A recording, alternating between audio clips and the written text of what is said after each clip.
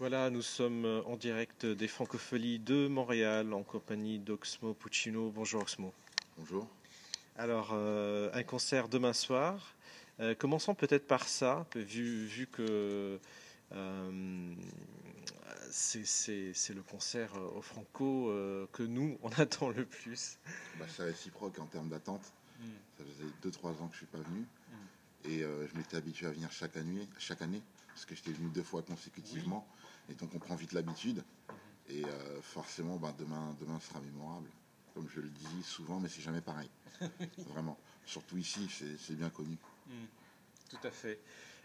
Donc, vous avez mentionné le fait que vous êtes venu deux fois de suite. On a parlé justement des albums précédents.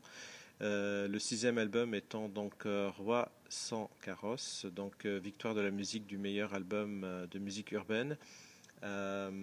Qu'est-ce que vous avez fait ce prix-là? Qu'est-ce que j'en ai fait? Oui, Je l'ai mis à côté de l'autre hein, pour y d'accord. croire. Comme ils se ressemblent, Mm, on peut croire un miroir. Et en fait, c'est parce que je l'ai eu 2 fois. mm, Et beaucoup de fierté, beaucoup de satisfaction parce qu'aujourd'hui, justement, on pratique la musique euh, de manière de plus en plus différente de la manière dont on la consomme. mm. Et donc, moi, on peut dire que j'ai fait ce disque comme j'ai toujours fait, c'est-à-dire loin de la vitesse à laquelle on la consomme aujourd'hui, ce qui fait qu'avoir obtenu une victoire pour un travail aussi dense me donne beaucoup de satisfaction, de fierté pour mon équipe, pour tous ceux qui travaillent, puis ça me permet de faire des beaux concerts aujourd'hui encore. Absolument. Euh, on note aussi votre façon de composer, donc Oxmo Puccino, le style, tu sais, dans les oxymores, tout ça. Qu'est-ce que, est-ce que vous y pensez? Ça vient comment? Je pense que c'est devenu automatique quelque part. Mm, C'est à force de rechercher le beau mm, à chaque coup, sans se répéter. C'est éviter les chemins déjà empruntés. C'est ne pas reconnaître quelque chose de déjà entendu. Et à force, ça fait que dès que je suis satisfait de quelque chose, c'est que ça ressemble peu à quelque chose que j'ai déjà vu. Et l'essentiel aujourd'hui étant n'est plus dans la technique, n'est plus dans la démonstration, mais dans l'essentiel. Donc, vu que c'est pas dans la tendance, ben, j'en prends encore plus de plaisir. mm. Et quelle que soit la manière, je veux dire, oxymore, métaphore, quelle que soit la manière, que ce soit beau et compréhensible. Oui, absolument. Cette référence, donc, à Léo Ferré. Cette référence à Léo Ferré, elle est dans la déclamation, Mm, dans le laisser aller dans la colère, parce que je trouve qu'il avait une manière de canaliser sa colère qui était particulière, qui était pleine d'énergie, mm, mais qui n'était pas négative. Et je m'en inspire fortement pour quelques morceaux comme Pam Panam ou Demain peut-être, qui est un peu plus maladroit, mais qui est emprunté au style Léo Ferré. mm, Et à cette poésie qui est quelquefois brutale et pas toujours facile d'accès. absolument. Parlons de trois titres en particulier, Le mal que je n'ai pas fait. Oui. Bah, oui, la question est terminée. Oui. Bah, le mal que je n'ai pas fait, c'est, c'est un rapport avec le titre Roi sans carrosse, Mm, qui est disons, une mise au point quant à l'importance qu'on peut donner à la forme. Et donc, le mal que je n'ai pas fait, c'est quelque part euh, tirer bénéfice de ce que l'on a de moins brillant en soi. Donc, c'est une prise de conscience de ce côté-là. Et quelquefois, on peut se rendre compte que le mal qu'on n'a pas fait beaucoup moins de bruit que le mal qu'on aurait pu faire, mm. mais ça ne lui enlève pas de la valeur.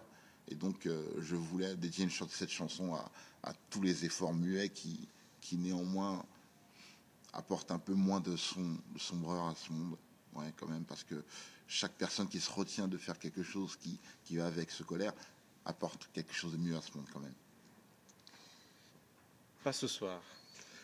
Pas ce soir, beaucoup l'ont interprété de manière triste, Mm, à tort. mm, Et je pense que c'est la manière dont on interprète ce morceau est en fait révélatrice de la façon dont on peut concevoir la vie stable.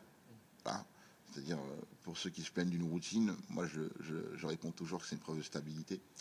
Et les conséquences du manque de temps, de disons,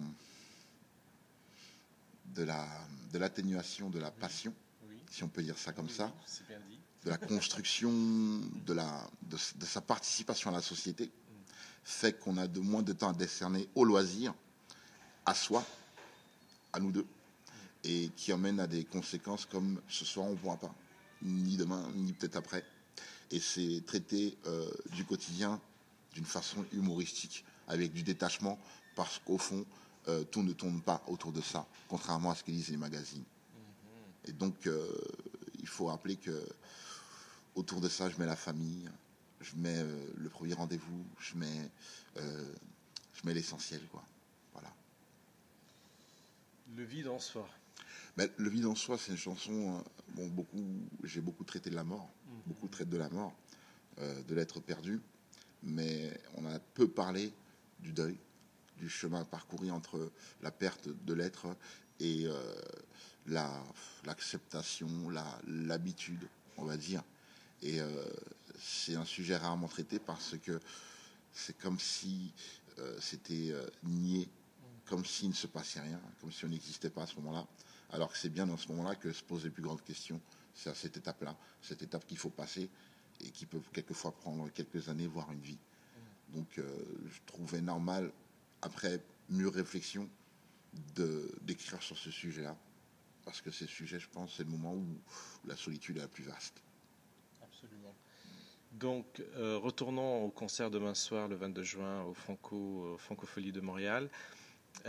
Justement, il y a des thèmes assez sérieux et sombres. Musicalement, on ne le sent pas.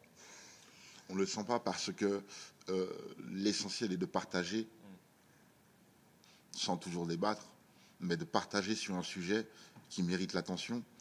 Et c'est vrai que comme on discute plus facilement sans crier, je pense qu'il faut savoir emprunter un ton assez équilibré lorsqu'on parle de sujets qui sont peu légers, qui sont graves.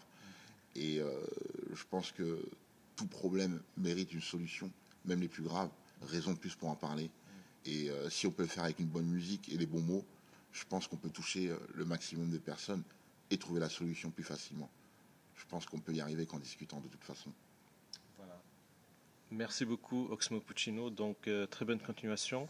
On rappelle votre 6e album, donc Roi sans carrosse. Le concert au Francofolie, c'est demain, le 22 juin. Merci beaucoup. Merci bien, très bientôt.